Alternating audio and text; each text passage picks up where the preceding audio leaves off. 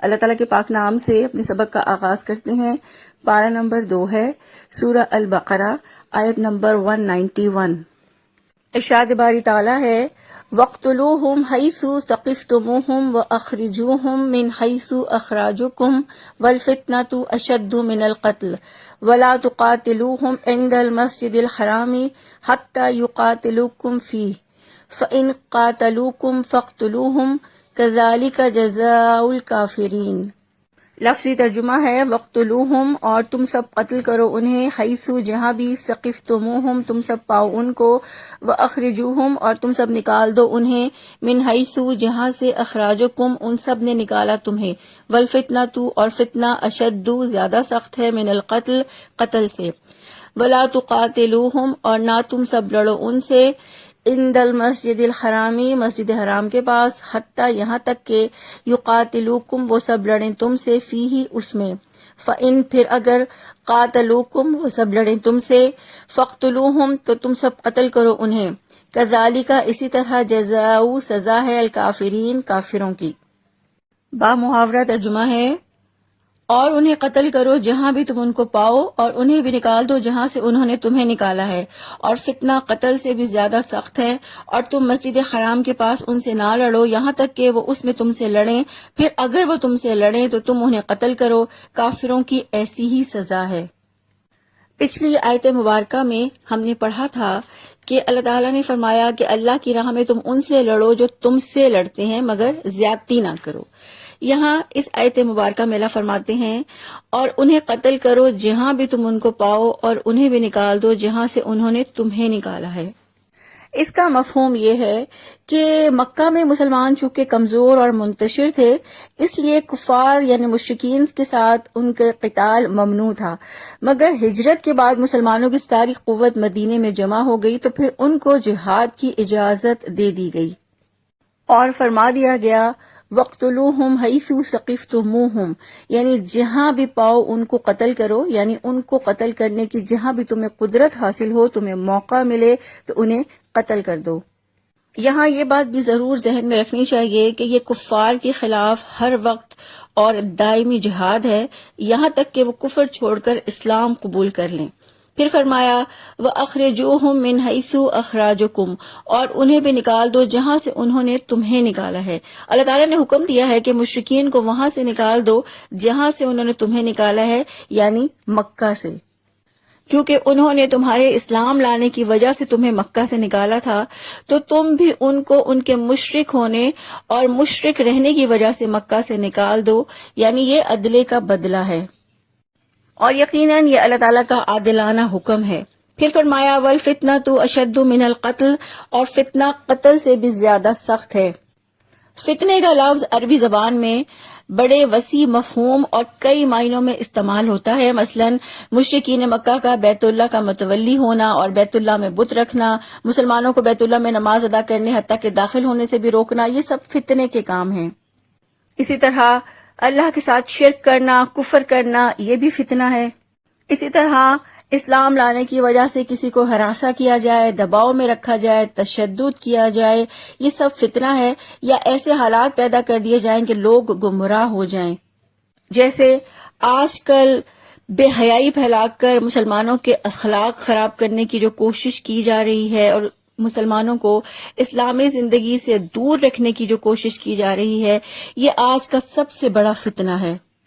پھر اسی طرح سے ایسے قوانین اگر بنا لیے جائیں جو حلال کو حرام اور حرام کو حلال کر دیں، تو یہ بھی بہت بڑا فتنہ ہے۔ اسی لیے اللہ رب العزت نے فرمایا کہ فتنہ قتل سے بڑھ کے خطرناک ہے، فتنہ قتل سے زیادہ سخت ہے۔ اللہ تعالیٰ کے نزدیک دین سے روکنے کا فساد قتل کے فساد سے زیادہ بڑا ہے۔ اس کے ساتھ ساتھ فتنے سے مراد ہر وہ مزاحمت اور قوت ہے جو تبلیغ و اشاعت اسلام کی راہ میں آڑے آئے، جس سے اللہ تعالیٰ کے دین کے مطابق زندگی بسر کرنا ممکن نہ رہے۔ اس سے پتہ چلتا ہے کہ اللہ تعالیٰ ہر اس قوت سے جارحانہ جنگ کرنا ضروری قرار دیتا ہے جو اسلام کی تبلیغ، اسلام کی اشاعت اور اسلام کو پھیلنے سے روکے۔ اور یہ جنگ اس وقت تک جاری رہنی چاہیے جب تک تمام ایسی رکاوٹیں ختم نہ ہو جائیں جو اسلام کے غلبے کے خلاف ہیں، اور جب تک اللہ کا دین غالب نہ ہو جائے۔ یہاں ہمیں یہ بھی ضرور دیکھنا ہے کہ آج اسلام کی مخالف قوتیں اسلام کو ایک دہشت گرد مذہب قرار دیتی ہیں، جبکہ اسلام ایک امن پسند دین ہے۔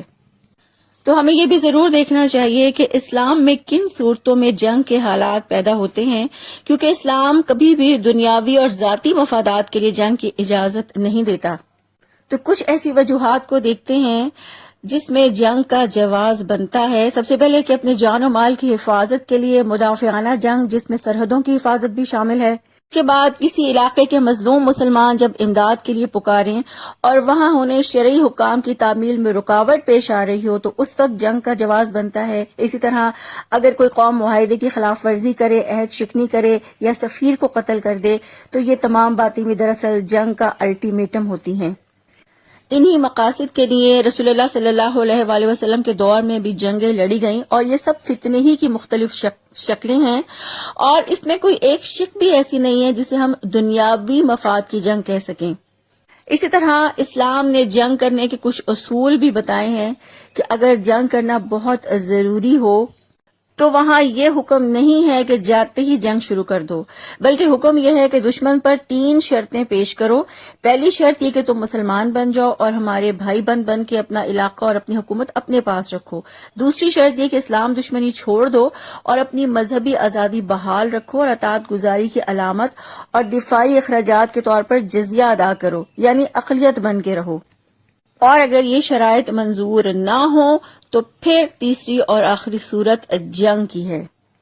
رسول اللہ صلی اللہ علیہ وآلہ وسلم نے یہود کی پے در پے عہد شکنیوں کی وجہ سے خیبر پر چڑھائی کی